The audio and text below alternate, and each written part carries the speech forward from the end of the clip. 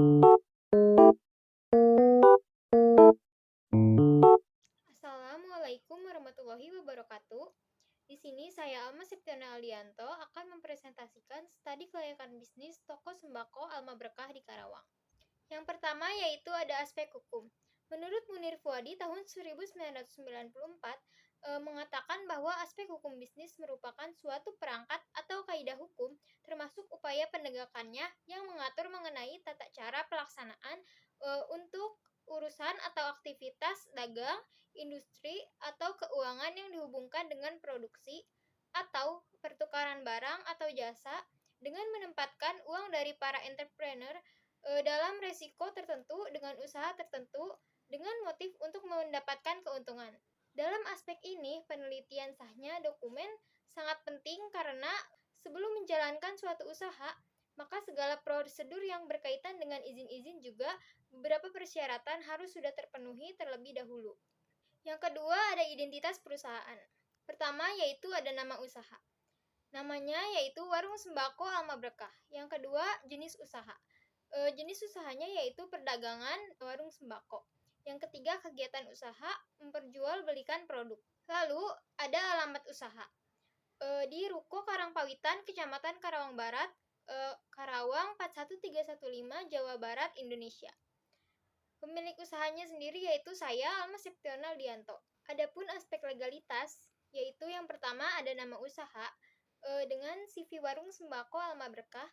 Yang kedua yaitu bentuk usaha yang berbentuk CV. Yang ketiga yaitu ada surat izin perdagangan nomor 0614 per 1025 per PK per 10 per 2021 tanggal 7 Juli tahun 2021.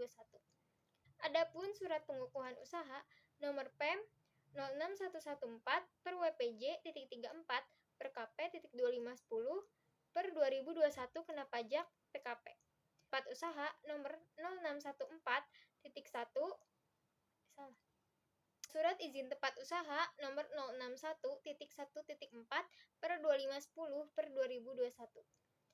Adapun surat izin mendirikan bangunan nomor 640.1 per 010 per LTHK per IMB per 10 per 2021. Lalu ada aspek manajemen. Menurut Parker Follett, manajemen merupakan suatu seni untuk melaksanakan suatu pekerjaan melalui orang lain. Definisi dari Mary ini mengandung perhatian pada kenyataan bahwa para manajer mencapai suatu tujuan organisasi dengan cara mengatur orang-orang lain untuk melaksanakan apa saja yang perlu dalam pekerjaan itu, bukan dengan cara melaksanakan pekerjaan ini oleh dirinya sendiri. Aspek ini adalah aspek yang membahas mengenai manajemen dan pengorganisasian dalam rangka melaksanakan proyek tertentu. Adapun di dalam aspek manajemen yang terdiri dari yang pertama yaitu ada pemilik dengan saya sendiri Alma Septiana Aldianto. Lalu ada penjaga toko Yuniar Aprilia Anggraini. Lalu ada kasir atau keuangan dengan Ayu Fusvita Azari. Lalu ada pembelian atau logistik dengan Jian Rafasya. Lalu ada supir dengan Haikal Bagus Wijaya. Kemudian ada modal perusahaan. Dalam menjalankan suatu usaha, modal adalah hal yang paling penting dan wajib ada yang harus dimiliki karena apabila modal tidak ada, maka usaha tidak akan bisa dijalankan dan tidak dapat memenuhi apa yang kita inginkan. Pasal 41 Undang-Undang Nomor 40 Tahun 2007 tentang Perseroan Terbatas UU PT mengenal 3 jenis modal perusahaan, yaitu modal dasar, modal ditempatkan, dan modal di store. Ketiga jenis modal tersebut harus tercantum di dalam anggaran dasar perusahaan meskipun berbeda satu sama lain. Di penjabaran yang telah disebutkan sebelumnya, adapun definisi dari modal-modal tersebut. Yang pertama yaitu ada modal dasar. Modal dasar yang sudah diperkirakan adalah sebesar 1 miliar rupiah. Dalam CV Warung Sembako ini terdiri dari 3 orang yang memegang saham, di mana pembagian sahamnya yaitu 50% atau 500 juta dipegang oleh Alma, lalu sisa sahamnya dipegang oleh Yuniar dan Ayu. Yang memegang saham masing-masing 25% ataupun besar 250 juta rupiah. Yang kedua yaitu ada modal ditempatkan. Untuk modal awal ditetapkan sebesar 600 juta rupiah. Lalu yang ketiga ada modal di setor. Untuk awal operasional dibutuhkan sebesar 500 juta rupiah. Kemudian ada aspek pemasaran. Menurut Kasmir dan Jakfar, pada tahun 2004, aspek pasar dan pemasaran bertujuan untuk mengetahui berapa besar pasar yang akan dimasuki, struktur dan peluang pasar yang ada, prospek pasar di masa yang akan datang, serta bagaimana sih strategi pemasaran yang harus dilakukan. Lalu ada pasar sasaran. Pasar sasaran yang hendak kita tuju adalah masyarakat menengah ke bawah, seperti khususnya ibu-ibu rumah tangga, para pedagang, anak-anak, untuk berbelanja kebutuhan sehari-hari yang akan kami sesuaikan dengan kebutuhan pokok. Lalu ada segmentasi pasar yang terbagi menjadi 3. Yang pertama yaitu ada segmentasi di geografis. Di sini target yang ingin kami raih adalah masyarakat dengan produk lokal yang sudah biasa dibeli oleh masyarakat Indonesia. Yang kedua, ada segmentasi demografis. Produk yang kami jual di sini bisa dibeli oleh semua kalangan seperti dari anak-anak sampai ke orang tua.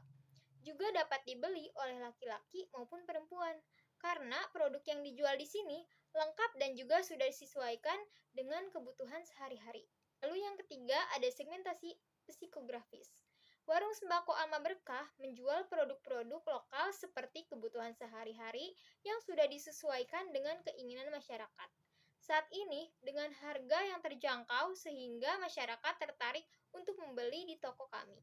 Adapun potensi pasar. Untuk mendapatkan potensi pasar yang baik, maka Warung Alma Berkah bersama-sama membuat rencana strategi pemasaran agar produk yang dipasarkan laku keras sesuai dengan yang diinginkan. Strategi yang dibuat yaitu yang pertama, melakukan pelayanan sebaik dan seramah mungkin. Yang kedua, karyawan diberikan seragam agar lebih terlihat rapih dan eksklusif.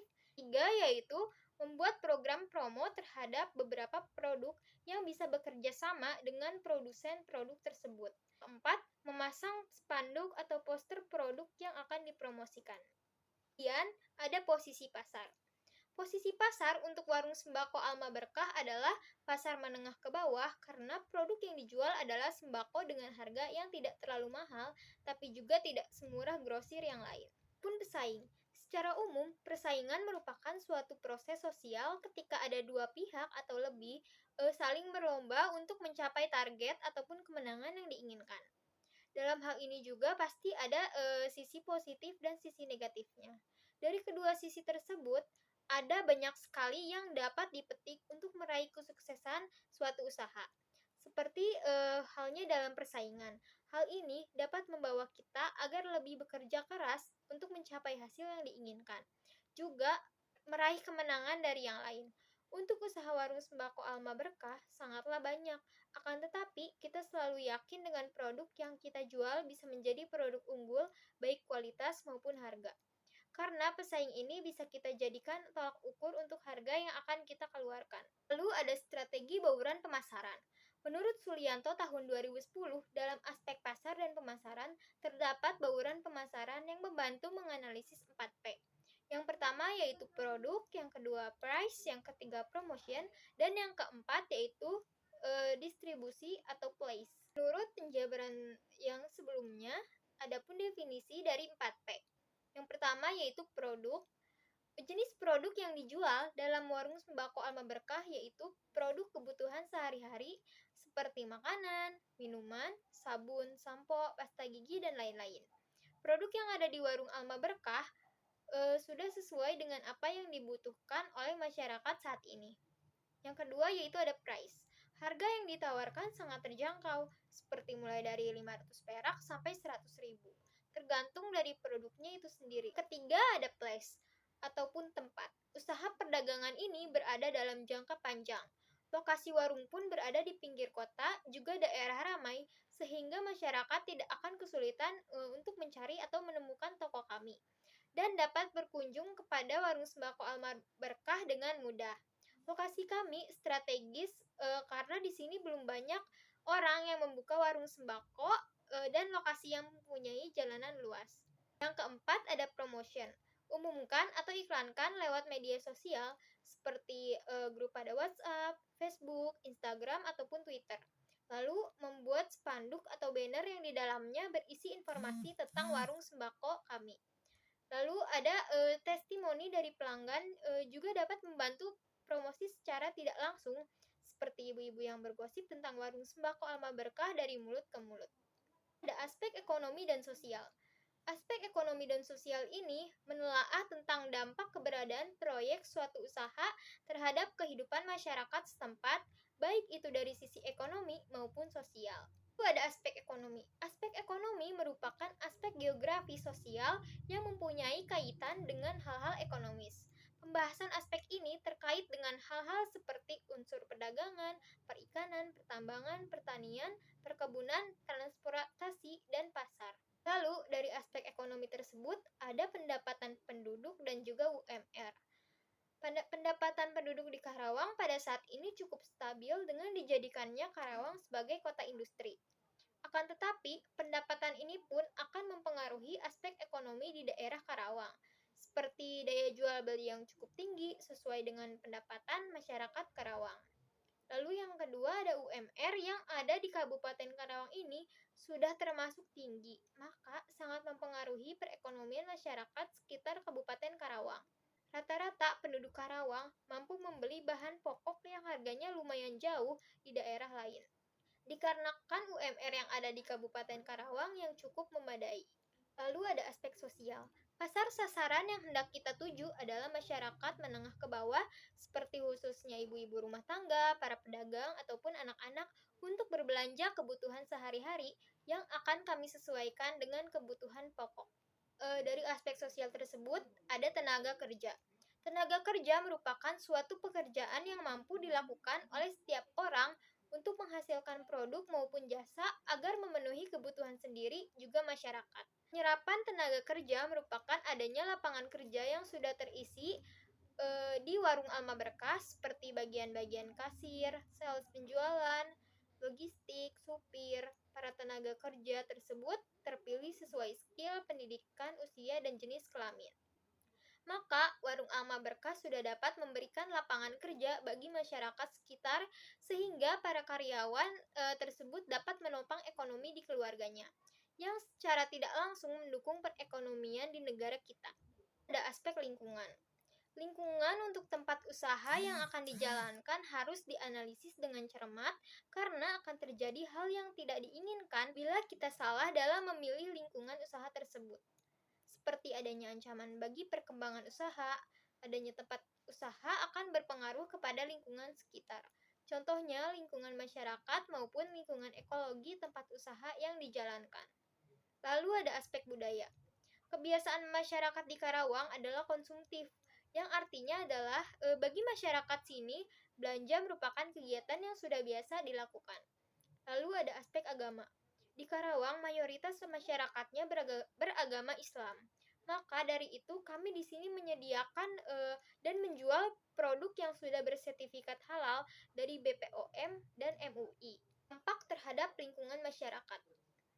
Adapun dampak yang akan terjadi terhadap lingkungan masyarakat, seperti yang telah dituliskan di atas, warung sembako ini dapat memberikan sebuah lapangan kerja bagi masyarakat sekitar dan secara tidak langsung mendukung perekonomian negara kita, juga mengurangi tingkat pengangguran di Indonesia. Lalu, dalam warung sembako terdapat harga yang lebih miring dibandingkan dengan minimarket, juga tidak ada pembayaran pajak dan bisa membeli eceran. Dampak terhadap industri lain.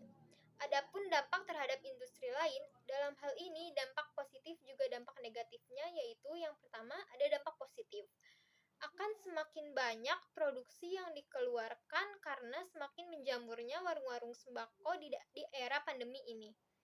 Lalu ada dampak negatif. Semakin menjamurnya warung sembako di kalangan masyarakat, maka semakin banyak persaingan antara warung sembako dengan minimarket, serta harga produsen pun akan semakin beragam yang membuat bingung masyarakat untuk memilih produk yang lebih murah dan berkualitas. Aspek teknis dan operasional. Menurut Kasmir dan Jakfar pada tahun 2016, penentuan kelayakan teknis atau operasi menyangkut hal-hal yang berkaitan dengan lokasi, luas, produksi, dan tata letak. Aspek ini dikenal dengan aspek produksi. Apabila aspek ini tidak dianalisis dengan baik, maka akan berdampak fatal bagi perusahaan dalam perkembangannya di masa yang akan datang. Cakupan produk. Di warung sembako Alma Berkah pasti akan selalu menjaga kualitas barang, seperti melihat expired dari produksi tersebut ataupun membersihkan produk tersebut dari debu agar tidak membuat konsumen lari dan merasa warung sembako Alma Berkah ini sudah melayani sesuai dengan keinginan konsumen. Ini pun ada kebutuhan teknis. Aspek ini juga dikenal dengan aspek produksi. Aspek ini timbul apabila rencana yang dibuat sudah menunjukkan suatu peluang yang cerah. Hal yang perlu diperhatikan dalam aspek ini adalah yang pertama yaitu penentuan lokasi usaha. Menentukan lokasi usaha yang strategis juga dapat berpengaruh pada jalannya usaha ini. Karena apabila pemilihan lokasinya sudah sesuai dengan kebutuhan perusahaan yang mana hal ini mampu membuat konsumen tertarik membeli di usaha ini. Menurut Ciptono tahun 2008, kegiatan usaha adalah tempat usaha beroperasi atau tempat usaha melakukan kegiatan untuk menghasilkan barang dan jasa yang mementingkan segi ekonominya.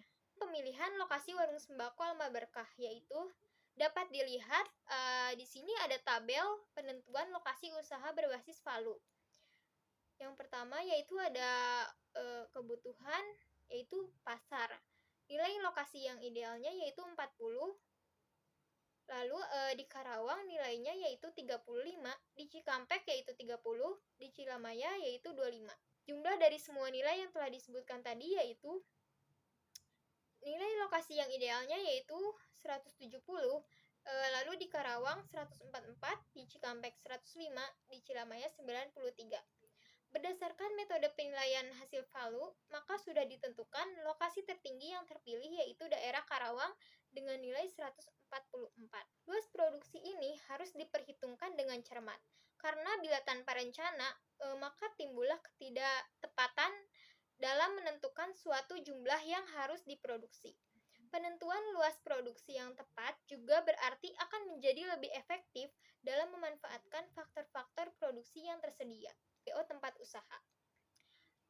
Menurut Heiser, Render, dan Munson tahun 2017, layout atau tata letak adalah salah satu kunci yang menentukan efisiennya sebuah operasi perusahaan dalam jangka panjang. Tata letak yang efektif dapat membantu sebuah organisasi mencapai strategi yang mendukung perbedaan, harga rendah, atau respon. Layout ini merupakan suatu hal yang sangat penting dalam menentukan efisiensi sebuah operasi. Ini ada penggambaran layout tempat usaha warung sembako Alma Berkah. Teknologi yang akan kami gunakan untuk mendukung kegiatan usaha yaitu yang pertama ada komputer atau tab. Yang kedua ada cash register, yang ketiga ada kulkas, yang keempat ada freezer, yang kelima ada timbangan digital, dan yang keenam ada kalkulator. Peralatan yang dibutuhkan harus sesuai dengan kondisi perusahaan. Dengan peralatan yang tepat dan bagus, maka usaha akan lebih berkembang. Peralatan yang digunakan di warung sembako kami adalah yang pertama yaitu rak, yang kedua meja, yang ketiga gunting, yang keempat showcase, yang kelima plastik, yang keenam kursi, dan yang ketujuh peralatan tambahan lainnya. Perkiraan permintaan. Perkiraan permintaan menurut Dery Chandra Setiawan tahun 2019 merupakan suatu usaha memprediksi tingkat permintaan produk-produk yang diharapkan akan terrealisasi untuk jangka waktu tertentu pada masa yang akan datang. Ada telur 30 hari dikali 10 kg dan bawang merah 30 hari dikali 2 kg. Aspek finansial. Menurut Umar tahun 2009, aspek finansial merupakan aspek yang berkaitan dengan kondisi keuangan suatu usaha, baik dari investasi awal usaha dan keuntungan yang diperoleh dari hasil penjualan. Hal yang berkaitan dengan analisis aspek finansial meliputi perhitungan investasi, penyusutan laporan keuangan, dan pengukuran kinerja laporan keuangan untuk membangun warung sembako Alma Berkah. Adapun biaya prainvestasinya yaitu senilai 50 juta rupiah, lalu kemudian ada biaya bangunan dan prasarana senilai 150 juta rupiah. Adapun biaya pembelian peralatan yang pertama yaitu membeli kulkas sejumlah 1 dengan harga 2 juta rupiah, freezer sejumlah 2 dengan harga 3.500.000 rupiah, showcase sejumlah 2 dengan harga 4 juta rupiah, timbangan digital dengan harga 1 juta rupiah, cash register dengan harga 2.500.000 rupiah, kalkulator dengan harga 100.000 rupiah, dan kendaraan mobil seharga 200 juta rupiah. Investasi toko. Pertama yaitu ada meja dan kursi persegi 2 set seharga Rp1.500.000. Lalu ada etalase sejumlah 2 dengan harga Rp3.000.000. Jumlah kebutuhan investasinya seharga Rp455.600.000. Dan ada pun dana yang tersedia sebesar Rp500.000.000. Investasinya yang akan dibutuhkan untuk warung sembako Alma Berkah sebagai berikut. Dapat dilihat pada tabel 1.4 yaitu rincian investasi. Biaya prainvestasinya yaitu senilai Rp50.000.000. Lalu ada biaya bangunan dan prasarananya senilai Rp150.000.000. Lalu ada biaya pembelian peralatan sebesar Rp13.100.000. Kemudian ada inventaris toko sejumlah Rp20.600.000. Kemudian ada biaya pembelian barang sebesar Rp35.000.000. Adapun jumlah dananya yaitu sebesar Rp455.600. Dana tersedianya Rp500.000.000. Pendapatan warung sembako Alma Berkah setahun terakhir. Dapat dilihat dari tabel 1.5 pada rincian pendapatan usaha. Penjualan produk di warung sembako ini senilai Rp250.000.000. Lalu penjualan jasa mengantar produknya Rp20.000.000. Penjualan barang promo senilai Rp10.000.000. Dan total pendapatan pada tahun 2021 yaitu senilai Rp280.000.000. Kan warung sembako Alma Berkah setahun terakhir. Dapat dilihat pada tabel 1.6 rincian pengeluaran usaha. Gaji 4 orang dikali Rp1.500.000, Rp72.000.000. Maintenance sarana prasarana Rp2.000.000. Pembelian bahan baku Rp155.000.000. Total pengeluaran tahun 2021 yaitu Rp229.000.000. Kelayakan pada bisnis warung sembako Alma Berkah dari segi finansialnya. Yang pertama yaitu laporan laba rugi. Menurut Sirai tahun 2014, laporan laba rugi merupakan suatu laporan yang memberikan informasi kinerja perusahaan menjalankan operasinya dalam jangka waktu tertentu. Pada tabel ini menunjukkan sebuah laporan laba rugi yang akan dihadapi oleh CV warung sembako Alma Berkah. Tabel 1.7 rincian laporan laba ruginya. Pendapatannya yaitu senilai Rp280.000.000, keluarannya sebesar Rp229.000.000, penyusutannya senilai Rp14.000.000, laba sebelum pajaknya atau EBT sebesar Rp150.000.000, lalu ada pajak 15% sebesar Rp22.500.000, lalu ada laba setelah pajak atau IT sebesar Rp127.500.000. Flow. Menurut Kasmir dan Jakfar pada tahun 2016, cash flow merupakan aliran kas yang ada di perusahaan dalam suatu periode tertentu. Di tahun 2021, laba yang diperoleh sebesar Rp127.500.000 setelah dipotong pajak. Untuk tahun-tahun berikutnya, perkiraan laba yang diperoleh melihat perkembangan usaha dan kondisi pasar. Rincian arus kas. Pada tahun 2021, IT-nya yaitu sebesar Rp127.500.000, penyusutannya sebesar Rp14.000.000. Lalu di sini ada kas bersih. Kas bersih ini merupakan jumlah dari IT ditambah penyusutannya sebesar Rp141.500.000. Lalu di sini ada DF 10% senilai 0,909. Kas bersih yang sejumlah Rp128.623.500 ini merupakan jumlah dari kas bersih yang dikali oleh DF 10%. Pada tahun 2025, IT-nya sebesar Rp135.550.000, penyusutannya sebesar Rp14 juta, kas bersihnya sebesar Rp149.550.000, DF 10%-nya nilai 0,621, PV kas bersihnya sebesar Rp92.870.550. Di sini jumlah PV kas bersihnya senilai Rp548.493.400. Menurut Kasmir dan Jakfar pada tahun 2012, metode payback period merupakan teknik penilaian terhadap jangka waktu atau periode pengembalian investasi suatu proyek atau usaha. Analisis payback period dalam analisis kelayakan perlu ditampilkan untuk mengetahui seberapa lama usaha atau kelompok yang dikerjakan baru dapat mengembalikan investasi. Rumus payback period yaitu payback period sama dengan investasi dikurangi proceeds per tahun, yaitu investasinya senilai Rp455.600.000, kemudian dikurangi Rp127.500.000. Ini pada tahun 2021, yang berjumlah Rp328.100.000. Dan jumlah tersebut dikurangi oleh proceeds per tahun pada tahun 2022 senilai Rp128.850 sama dengan Rp199.250. Lalu dari jumlah tersebut dikurangi lagi dengan proceeds per tahun pada tahun 2023 dengan jumlah Rp68.500. Investasi di sini belum tertutup sesudah tahun ketiga atau tahun 2023. Kemudian Rp68.500 tersebut bagi oleh Rp132.850 dikali 1 tahun sama dengan 0,5 tahun atau 5 bulan. Maka payback period adalah 3 tahun 4 bulan. Investasi akan tertutup setelah kurang lebih 3 tahun 5 bulan, yang berarti kurang dari 5 tahun. Kemudian ada average rate of return atau ARR. Menurut Kashmir dan Jafar pada tahun 2016, average rate of return merupakan cara untuk mengukur rata-rata pengembalian bunga dengan cara membandingkan antara rata-rata laba sebelum pajak atau IT dengan rata-rata investasi. Penelitian ini menggunakan metode average rate of return atau ARR karena untuk menghitung kelayakan investasi dengan metode ini. Informasi yang diperlukan sudah tersedia sehingga tidak perlu menggunakan tambahan perhitungan.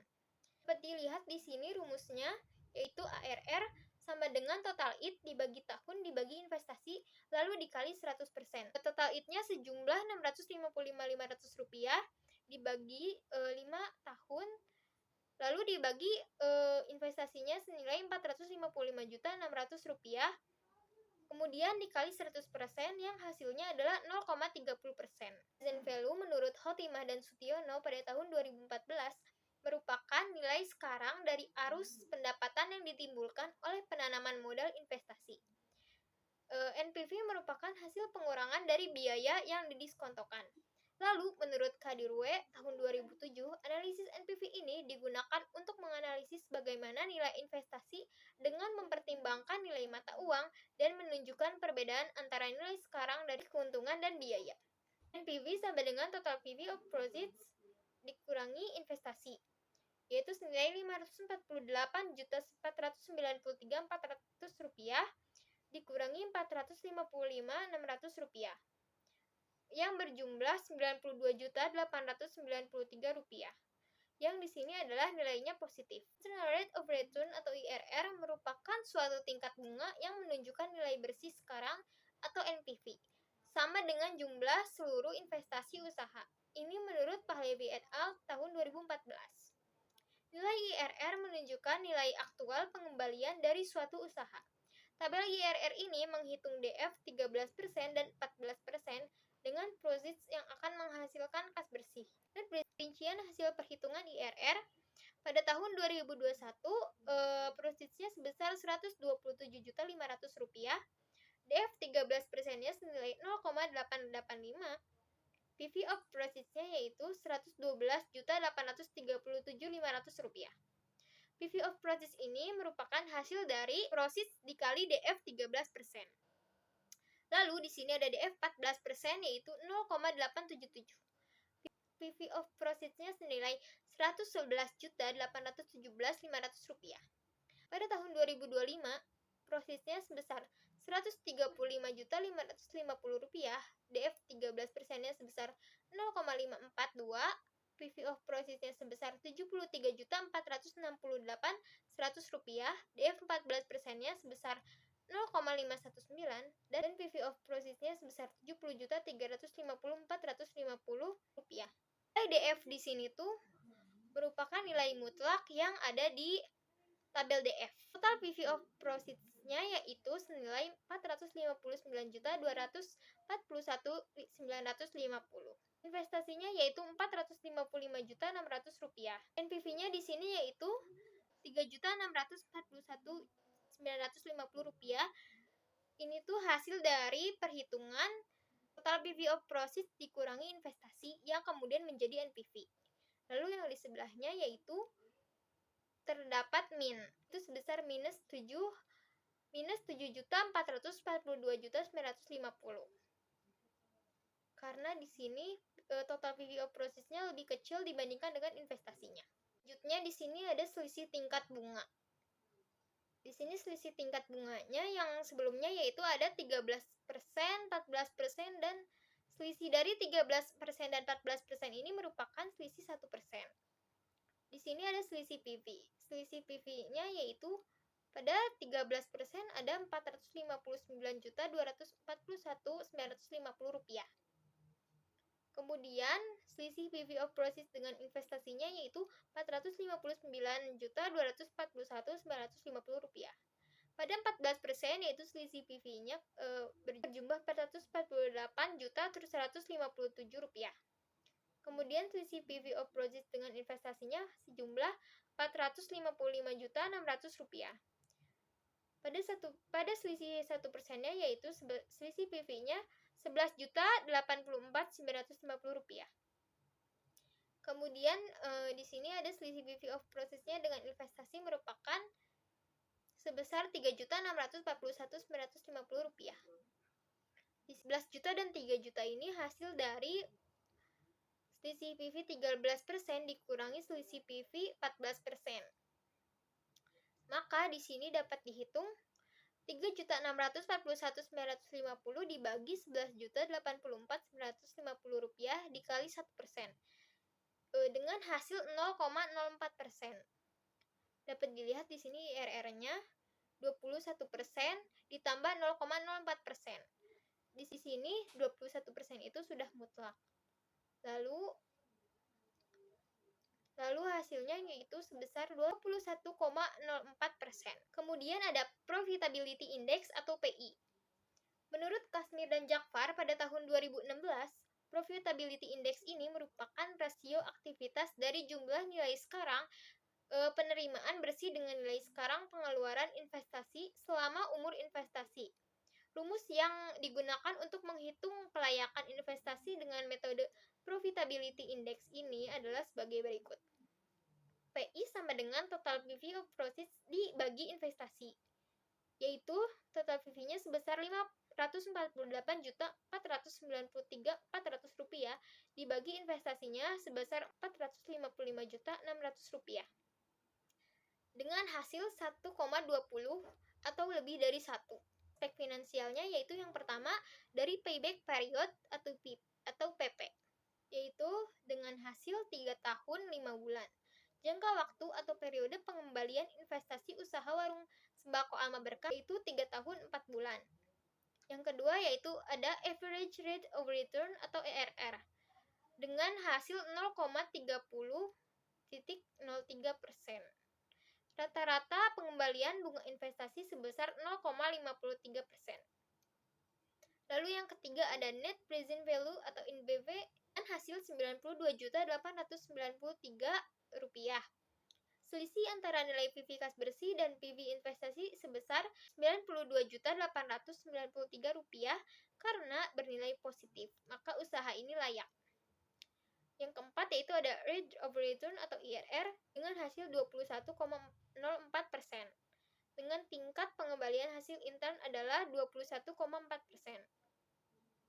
Adapun profitability index dengan hasil 1,20. Rasio aktivitas dari jumlah nilai sekarang penerimaan bersih dengan nilai sekarang pengeluaran investasi selama umur investasi adalah 1,20. Ada tabel 1.10 yaitu tabel kesimpulan kelayakan bisnis dari hasil perhitungan aspek finansialnya. Adapun alat ukur yang pertama yaitu payback period dengan hasil pengukuran 3 tahun 5 bulan dan rata-rata industrinya yaitu adalah 4 tahun. Keterangannya baik. Lalu yang kedua ada alat ukur ARR-nya yaitu hasil pengukuran 0,30%. Rata-rata industrinya yaitu 30% dan di sini adalah keterangannya baik. Yang ketiga ada NPV dengan hasil pengukuran Rp92.893. Rata-rata industrinya yaitu lebih dari 0. Keterangannya yaitu baik. Adapun di sini IRR dengan hasil pengukurannya 21,04% dengan rata-rata industrinya 10%. Keterangannya di sini adalah baik. Adapun alat ukur di sini PI hasil pengukurannya 1,20. Rata-rata industrinya adalah 1 dan di sini keterangannya adalah baik. membuka usaha atau berwirausaha seperti membuka warung sembako, perlu juga untuk dilihat apakah rencana untuk membuka dan menjalankan usaha ini sudah layak atau belum untuk dijalankan. Usaha warung sembako pada saat ini kebanyakan mudah berkembang. Juga usaha yang paling dicari, dan apabila usaha tersebut sudah berkembang pesat, maka warung sembako akan bisa menjadi lebih besar untuk tempat atau menambah produk di warung sembako tersebut. Juga karena pada saat ini mencari lapangan kerja sangat sulit, maka saya membuka usaha ini. Warung sembako Alma Berkah juga dapat memberikan lapangan kerja bagi masyarakat sekitar, sehingga para masyarakat tersebut dapat menopang ekonomi di keluarganya, yang secara tidak langsung mendukung perekonomian negara kita. Surat perizinan sudah lengkap dan benar. Dalam aspek ekonomi dan sosial pun sudah terlihat bahwa masyarakat telah mendukung berdirinya usaha ini dan tidak ada kendala. Dapat dilihat dari segi aspek finansial pun dapat disimpulkan bahwa payback period ARR, NPV, IRR, dan PI-nya sudah dikatakan baik. Dalam lokasi pemilihan tempat pun sudah dapat dikatakan strategis karena terletak pada jalanan luas pinggir kota. Juga daerah ramai sehingga masyarakat tidak akan kesulitan mencari atau menemukan toko kami dan dapat berkunjung kepada warung sembako Alma Berkah dengan mudah. Di sini juga belum banyak membuka warung sembako seperti ini. Maka saya pikir membuka usaha ini di sini adalah peluang yang besar. Membuka suatu usaha, maka harus mempersiapkan apa aja sih yang akan dirancanakan terhadap usaha tersebut, seperti menganalisis beberapa aspek terlebih dahulu, seperti aspek hukum, aspek pasar dan pemasaran, aspek teknis dan operasionalnya, aspek ekonomi dan sosial, dan juga tidak lupa dengan aspek finansialnya yang merupakan hal paling penting untuk melengkapi kebutuhan yang diinginkan. Karena apabila tidak dipersiapkan atau direncanakan terlebih dahulu, maka usaha tersebut tidak akan berjalan dengan lancar dalam jangka panjang dan juga tidak akan berkembang semakin besar. Cukup sekian penjelasan dari saya. Mohon maaf apabila ada kesalahan dan kekurangan.